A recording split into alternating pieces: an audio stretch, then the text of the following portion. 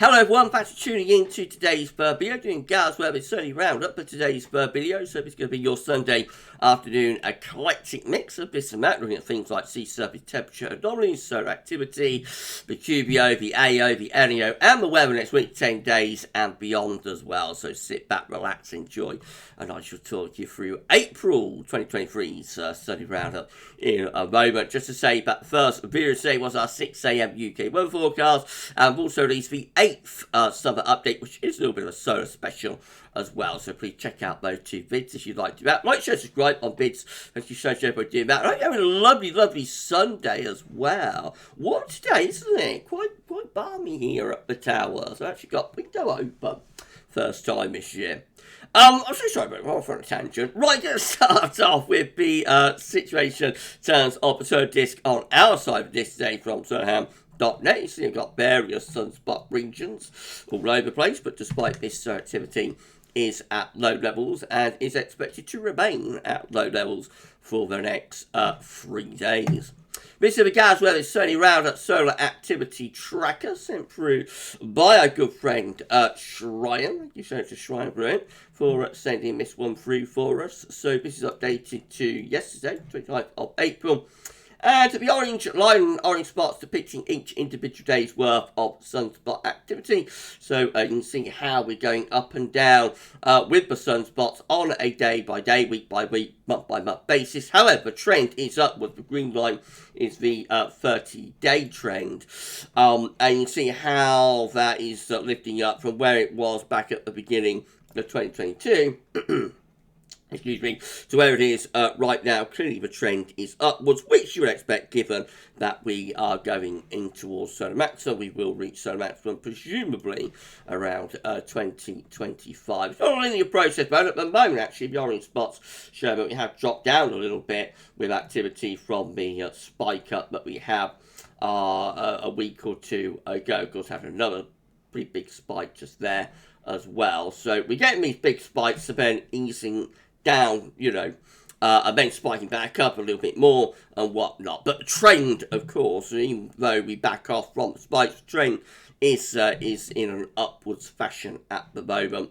As you can clearly see there, we're moving inexorably and inevitably into solar maximum of solar cycle 25. It's interesting to wonder whether this could be the first peak of the solar cycle. You only get 2 peaks within a solar cycle, so it's possible this is like the first peak of solar cycle 25, and then the second peak will happen sort of late 2024 into 2025. That's certainly what happened with solar cycle 24. That we had the first peak in 2011, and then the second peak happened, which was the peak of solar cycle, happened in early 2014. So we might be seeing something like that. But we'll see. It's a little bit more active this solar cycle as well compared to what was anticipated compared to predictions as we discussed in Solar Sunday back at the start of the month. Thank you so much, Shryan, for sending through the tracker. This from Rich. Thank you so much to Richard for sending this through. This is showing spotless days and also the current spotless stretch. So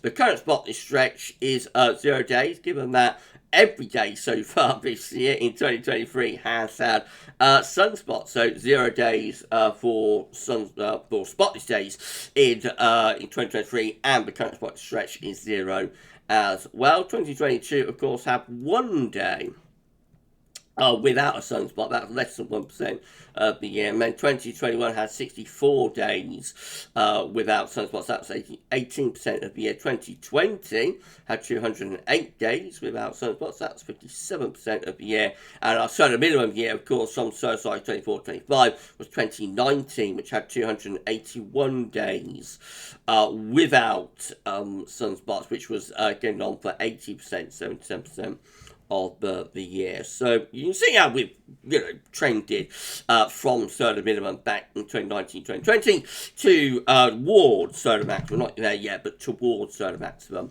in 2023. Thank you so much, Richard, and thank you so much, Shryan, for sending through our solar data. Right, so ocean data next. This is how the oceans were looking like we did last week's Sunday roundup. Of course, we've got our four areas of interest. We've got the ENSO region just here. No, not got the Indian Ocean just here. We've got the ENSO region, which is just there. Actually, I've only been doing this since 2020. You can't expect me to know what I'm on about, can you? No, this is the ENSO region just here, the equatorial Pacific Ocean. We've got the northern and northeastern Pacific from here, and then of course we've got the North Atlantic over there. So they are our four areas of interest. That's how things were looking when we did last month's Sunday round as of the 24th of March. Let's have a look at the latest then. Here it is. So, dealing with let's deal with the Indian Ocean first, as I started with that when I should have done. So, Indian Ocean generally warmed over the past month. The Indian Ocean is in a warming state. The ENSO region is also in a warming state, as you can see quite clearly just here. We've got these really quite strong now, actually. Positive, warmer than average sea surface temperature. Now it's in the eastern portion of the equatorial Pacific Ocean. That hasn't yet made it out into the central and western part of the ocean, but I reckon it's on its way. So this does increasingly look like El Nino is getting going. Of course, we did an El Nino watch here on the channel a couple of weeks ago, just letting everybody know that El Nino could be on the way. And that has developed further, definitely in the eastern portion anyway of the equatorial Pacific Ocean. Further north into the northern Pacific, we've still got the cold PDO signature, as you can see there. The cold average sea surface temperature is running down the west coast of Alaska and Canada, and also North America, then out into the central northeastern part of the Pacific Ocean. To the west of that, though, it does look as though the warm and average sea surface temperature anomalies are gathering. If we go back to last month, you can see, but clearly, yes, the warm and average sea surface temperature anomalies are gathering here. So there's a bit of a pincer movement going on against this cold PDO signature now. We've got warmer than average sea surface temperature anomalies invading from there, and also from here. And so I do wonder how much longer this cold PDO signature can hold out for. So I would suspect that's going to start fading away probably over the next few months. Now in the North Atlantic, things have got very, very, very warm. Let's go back to situation last month. So this is where we're focusing on now. Of course, going forwards to this month, just look at how warm those sea surface temperature anomalies are from Spain down toward the Canary Islands and going south back to Cabo Verde Islands and then into the tropical Atlantic. We've got a really warm sea surface temperature anomaly profile just there. It is a little bit cooler to the north of that through here, and then it's warmer again to the south of Greenland. So do we look at that and think we might, as we came to the end of April, have a tripod? It certainly doesn't look like it's all that far away from it, does it? Doesn't it? And we will have to keep a close eye on this, obviously, as we're going through May. I shall say no more than that at the moment, but just focusing on this warmer area just here, which really is quite extensive and quite remarkable. And it's funny how there's this line, isn't there, going like that. So I've never seen that before. Whether that's some sort of a current, I don't know. But if anybody knows in the comments whether that would be a current, that sort of line that's going like that. Anyway, it's very, very warm through there. And if we hadn't got El Nino, we would be expecting a massive hurricane season with that. If we've got like Enso neutral, well, we're at Enso neutral now, but we're expecting to go into El Nino through the summer and into the autumn. But if we were going to have Enso neutral through the summer and into the autumn, or La Nina, can you imagine the hurricane season we would be expecting with these sea surface temperature anomalies down here. As it is, if we do go into El Nino event, the hurricane season, or Atlantic tropical storm season, is likely to be weaker this year. But of course, it may be that the El Nino doesn't take off, but it fades out. It is still very, very early. We are still at the spring predictability variant, whilst it looks like we're going into El Nino, and all of the modelling is towards El Nino. You know, sometimes unexpected things can take place. That happened to some degree in 2012 when we was expected to go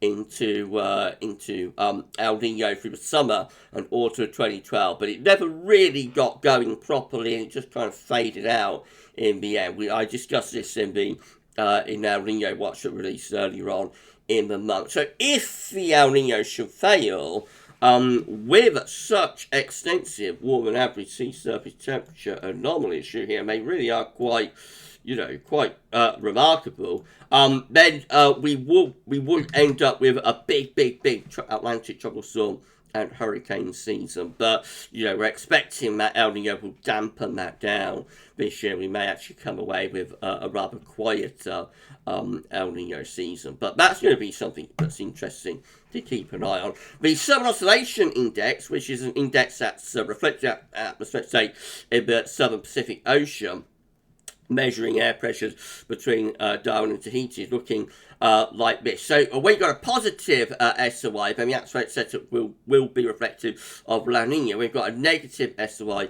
atmospheric setup will be reflective of El Nino. So these are the two columns here for Tahiti and for Darwin's barometric pressure. Then you get the daily SOI number placed just there. And you can see that earlier on in April, we had quite a lot of negativity of the SY, like 21st of April down to minus 19, 24th of April down to minus 24. Those are very low numbers. 22nd of April down to minus 26. Those are very low numbers for so early on in a developing El Nino. So the atmosphere already strongly reflective of the El Nino in most days. However, the last couple of days have gone more positive. So 29th of April goes to plus 10.89, and the 30th of April goes to plus 12.76. So that's an atmospheric setup that's a little bit more reflective of La Nina rather than El Nino. If we had lots of days like this where the atmospheric setup was reflective of La Nina and was fighting against the ocean, then it will be possible that the El Nino would stall, at least for a while. But with many negative days, going on at the moment, I suspect the atmosphere is coupling with the ocean. That will probably get the El Nino going. But of course, we'll know a little bit more when we look at the SOI again next month in next month's Sunday Roundup. Certainly, the CFS V2 is forecasting a very strong or super El Nino still. So this is the latest CFS V2 forecast, dates in monthly periods on the bottom of the chart, temperature anomalies on the side. So to get to El Nino, required threshold is to be half a degree or more above average, so 0.5 degrees above average over 5 tri-monthly periods. So the CFS gets us to that really in May, to be honest. So by May, we should be at that half a degree above average threshold there. And then it just, goes crazy with it. So by the time we get through to the final months of the year, October to January, by the time we get to there, we see that we have got a super Nino being predicted here by CFS B2, which is over 2 degrees, next around 2.5 degrees above average. That will be our strongest El Nino since the 2015-2016 event. We've had 3 super Ninos over the past sort of 40 years or so. So the first one was 82, 83. The second one was 97, 98. So quite a long gap from 82, 83 to 97, 98. And then another quite long gap from 97, 98 to 2015, 16. So to get another super Nino so soon after 2015-16 would be very unusual, actually. That would be very unusual. So I'm still expecting that this will correct downwards in the end, but CFS is overdoing this, and maybe in the end we'll do something more like that. and have like a moderate type event. But we'll see. The CFS ENSO predictions are quite good, though. You'll remember that over the triple dip La Nina years of 2020, 2021, 2022, the CFS was always there or thereabouts with its La Nina prediction. So, I definitely think we're probably going to go to El Nino now, to be honest. I think we'll have an El Nino, but I am expecting that to correct down from a super Nino to a moderate event. But it'll be interesting to see how that plays out. Right, moving on to the QBO.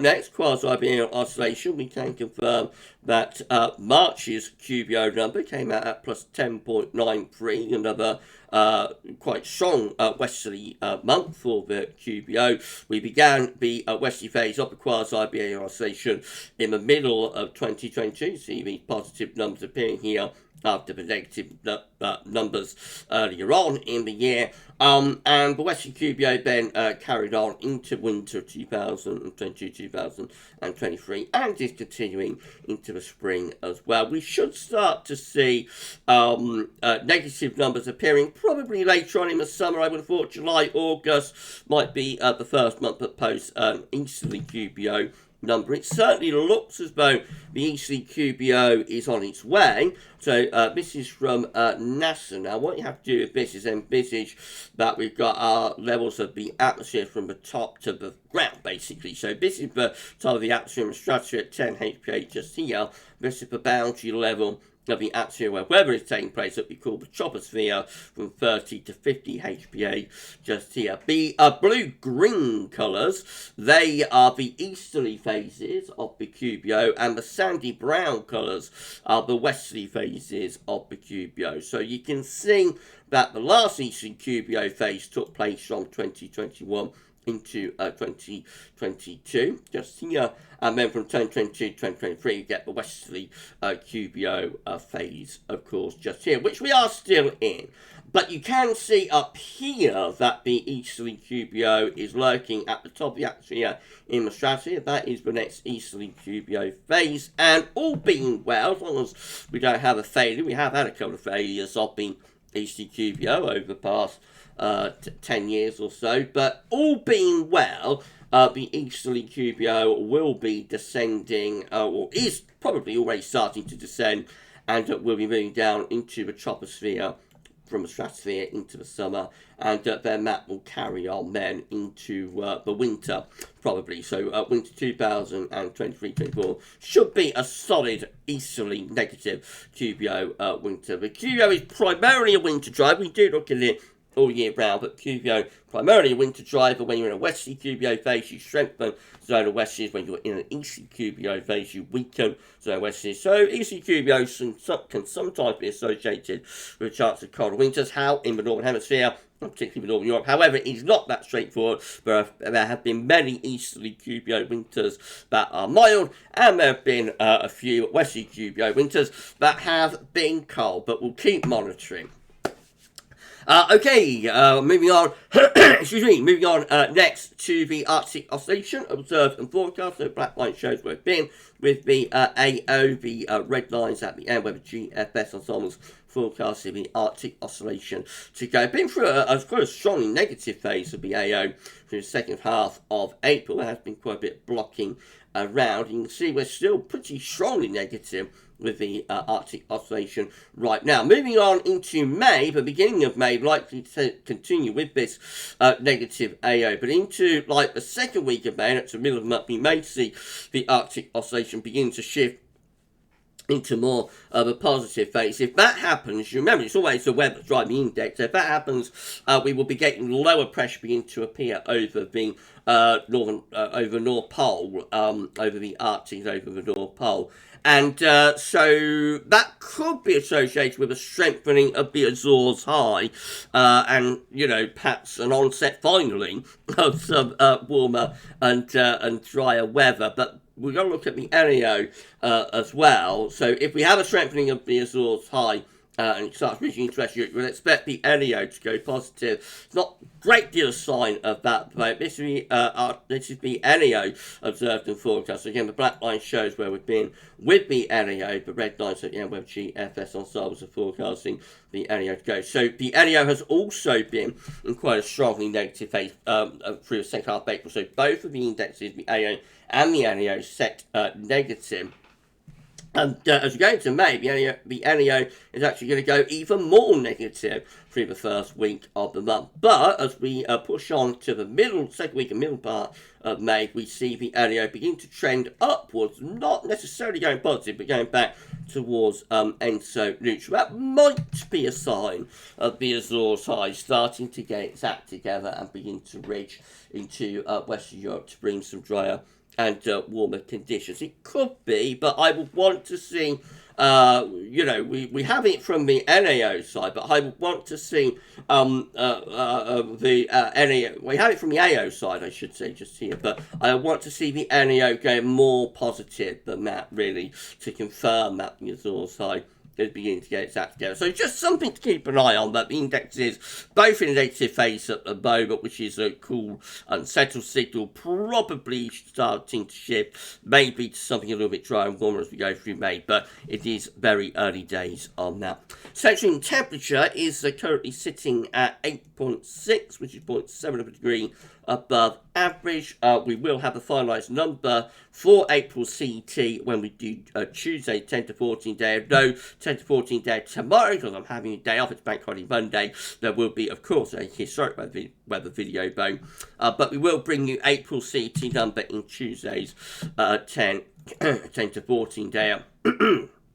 Excuse me, once again, GFS upper air temperature and precipitation ensembles are looking like this. Looking at London today, red line is the 30-year upper air temperature average for London, starting off close to average at the boat, a little bit of a tick down taking place through the early to middle part of next week. Then the upper air temperature lifting up in the second half of next week, becoming warmer for a little while through the middle of the second half next week, and then dropping back close to average. Overall, it doesn't look all that far from average, really bad, does it? So it doesn't look like we're going to be particularly deviating from average. There's no sign of anything really warm or hot coming up there in the first half of May. Anyway, precipitation-wise, there'll be a reasonable amount of dry weather over the next few days, but the coronation period is still causing some concern.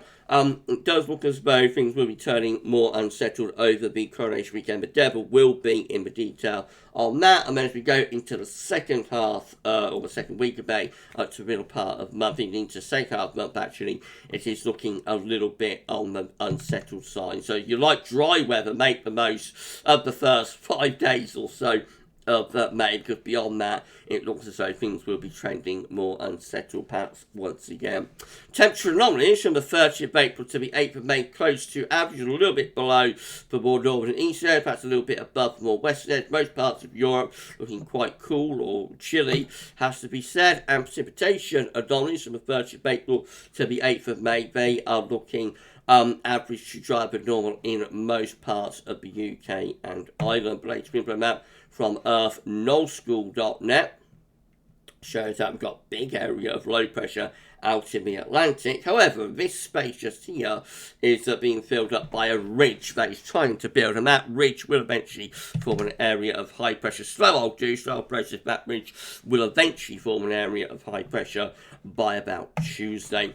And that takes us very nicely through to the chart data. So this is how the latest UK Met Euro run is looking a big night on Wednesday with high pressure centred over the country, should be mostly dry and reasonably warm. Into Thursday, still with that high pressure dominating, winds coming in from a southeasterly direction, so temperatures could get into the low 20s Celsius, but we've got this area of low coming in from the southwest Thursday to Friday. That will bring outbreaks of showery rain with it, probably, and then that could well set us up for a showery coronation weekend. So that is Sunday, 7th this time next week. High pressure over Scandinavia, but these areas of low pressure both south and the west could be bringing showery conditions. Also a little bit dodgy for anybody wanting a dry coronation icon.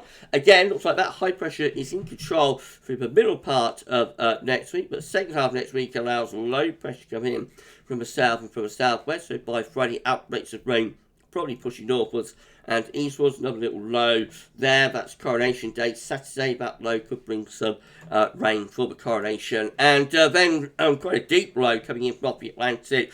Very unsettled looking chart, some icon by next weekend with a 985 millibar area of low pressure, bringing spells of rain in from off the Atlantic. Oh dear, oh dear, oh dear. Let's see what GFS midnight run is showing. So again, we have the ridge of high pressure over country on Wednesday, bringing a lot of dry weather. Then low pressure starts coming in from west and from the south at the end of next week, bringing showery rain, further showery conditions likely into next weekend as well. Heading up towards day 10, we've got more showery conditions coming in from the Atlantic, more areas of low pressure. Not quite as bad as Icon, but nevertheless still looking quite mixed really. We end up by the 11th of May, we haven't ended, but you know, by the 11th of May anyway, we're under an area of low pressure, so obviously that's going to be unsettled with showers, long spells of rain. And low pressure keeps on coming until the very end of GFS midnight run, when some higher pressure starts building up from the south. That will bring some dry and warm weather with it. The GFS 6Z again has that ridge of high pressure through the country through the middle part of next week. It gives way, but allows the low pressure to come in from the south and west into the coronation weekend, particularly affecting more southern and western regions. The east and northeast, or the north and northeast, should be drier. Wettest weather with that is towards the south and the west. And then we go up towards day 10, and more low pressure is just coming in from off the Atlantic, so unsettled 6 as well into the middle part of May. Further showers, if not longer spells of rain, all looking rather mixed, I'm afraid. If you've enjoyed this Sunday roundup so far, so we've got a little bit more to show, but if you've enjoyed the Sunday roundup so far, please can you like, share, subscribe. Thank you so much, everybody, for doing that, and drop a comment. Let us know what you think about this and all of our videos. And thank you so very much, everybody, for doing that. GM, again, with an area of high pressure through the country on Wednesday. Just bit my tongue. Into Thursday and Friday, lower pressure starts coming in from off the Atlantic. That bringing outbreaks of rain into the south and west, dries up to the north and the northeast. Then through the coronation weekend, it all looks rather showery. I have to say, heading up towards day 10, low pressure keeps coming. Although the south could be a little bit drier, closer to this ridge. That's the Azores high, ridging in towards Biscay. And then we've got the ECM lastly. So once more, high pressure is in control of weather for Wednesday and just about for Thursday, but by Friday, low pressure is coming in from the south and west, bringing outbreaks of showery rain with it. Looks showery for coronation day on Saturday and for Sunday, and also for Bank Holiday Monday. The most showery conditions likely to be across England and Wales, driest conditions close to the Scandinavian high for Scotland. Winds coming in from the east, so certainly not that warm either. And then moving up toward day 10, low pressure comes in off the Atlantic just to keep the unsettled thing going up to Wednesday, the 10th of May, which of course is day 10 today. This is a precipitation forecast based on that ECM run from Meteo.com. Showers today, but tomorrow should be a little bit drier. And then by Tuesday and Wednesday, it is mostly dry then. Thursday, start to see wet weather piling into the far south and southwest later on in the day, and that pushes northwards overnight Thursday into Friday to lead to quite a showery Friday. That's coronation day, Saturday 6. There's just the suggestion of showers around, still quite a way off, but it doesn't look entirely settled to say the least. That's Sunday, again, could be some showers around and whatnot. Maybe not as bad as it could be. It might actually end up worse than this. That's Bank Holiday Monday, the 8th of May, more low pressure coming in from the west this time, bringing further outbreaks of rain, particularly focused on England and Wales. Well, it's a little bit dry, you'll notice, up across Scotland. This is the option on the table within the ECM Ensembles today for day 10.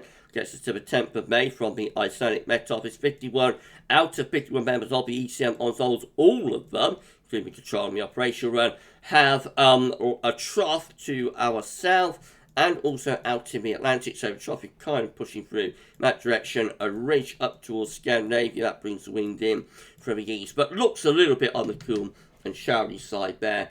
And then in 2 weeks' time, this is the option that we got. Gets to the 15th of May, maybe going a little bit more back towards higher pressure by then. High pressure appearing between Iceland and Scandinavia, and winds may be coming in from the east. So by the middle of May, we might be starting to see something a bit drier appearing. Not necessarily all that warm with those easy winds, but possibly drier again by the middle part of the month. And then finally got some CFS data. So these are 500 millibar height anomalies breaking down into week periods. The first week period will take us from the 30th of April to 6th of May. The coming week will have high pressure up western side of Europe, bringing quite a lot of dry and warmer weather. However, it's all changed by week 2, which is going to be the 7th to the 13th of May, as low pressure is in from off the Atlantic. So, of course, that looks really quite unsettled, doesn't it? Week 3 will be the 14th. Oops, let's highlight that. Will be the 14th to the 20th of May. High pressure then starting to ridge up from the southwest, about to trend towards a more positive AO-LEO combination. Maybe high pressure starting to ridge up from the southwest. Should bring something a little bit drier and warmer into the south, maybe. And then week 4 will be the 21st to the 27th of May, with high pressure over France and much of southern and western Europe. Low pressure out in the Atlantic. So again, expect that to be drier and hopefully warmer as well, with that high pressure to our south, dragging up some quite warm air from southern climes. CFS B2 for May. Lastly, this is the final salvo from the CFS Monthlies. For May, 700 millibar height anomaly looks like this. High pressure to the south and southeast, low pressure to the west and northwest, and maybe a little bit more unsettled actually with the CFS for May now. More of an influence of low pressure in the Atlantic, but it should be relatively warm with winds coming up from a southwesterly direction. Quite a warm month. The temperature anomaly is in those red colours, which is like 1 to 2 degrees or more above average. However, it is quite a cool month for many parts of central, northern and eastern Europe actually. And precipitation-wise, quite a weak signal, but it is slightly on the west side to our west. So I would expect a relatively warm and unsettled month with that. If it verified, we shall see. Okay, we're done. If you've enjoyed the video, please can you like, share, and subscribe. Thank you so much, everybody, for doing that. Drop a comment. Let us know what you think about this and all of our videos. And don't forget to tell friends about GavsWeatherVids. And we thank you so very much for doing that. If you sub, you will be able to see future weather content, including future Sunday roundups. The next Sunday roundup will be in May. We do one of these a month, every month, all the way to August. And then, of course, from the beginning of September, we don't do Sunday roundups because winter updates take over. I won't go any further with that, though. Not yet. Right, okay, so just tell you what's happening. Please give us a sub. Thank you so much for doing that. Okay, just so coming up tomorrow, so you can have 6 AM UK weather forecast. It's Black Friday Monday, so it's going to be a historic weather video. And we're looking at the run of very warm or hot summers from the early to middle 1930s, going right away from 1932 all the way to 1935. It's an epic. It's already recorded. You'll be able to see that probably around 9ish tomorrow morning. So that is going to be a proper 55-minute epic. And you'll see some very warm looking summer charts with that. It was the Dust Bowl over in America. They also had a very dry and hot period. We wasn't that bad, but you know, there's going to be some very hot charts included in that video. So if you're a bit of a summer fan, you know, in terms of hot, dry weather, then tomorrow's historic weather vid will be for you.